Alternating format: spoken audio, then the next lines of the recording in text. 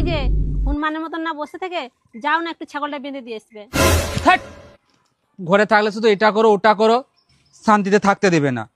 আমি ছাগল বাঁধতে যেতে পারবো না।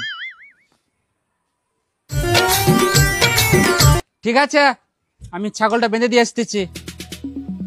বৌদি কেমন আছো? ভালো। আর কদিন ধরে দেখতে পাইনি, কোথায় গেছিলে? আর বলো না, আমার মাতাল স্বামী আমাকে ঘর থেকে বেড়াতেই দেয়নি।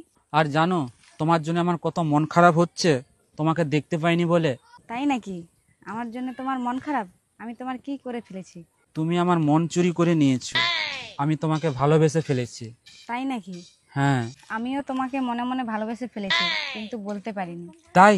তাহলে এখন একটা কিস দাও। এখন এখন যদি কেউ দেখে ফেলে, আর তোমার বউ?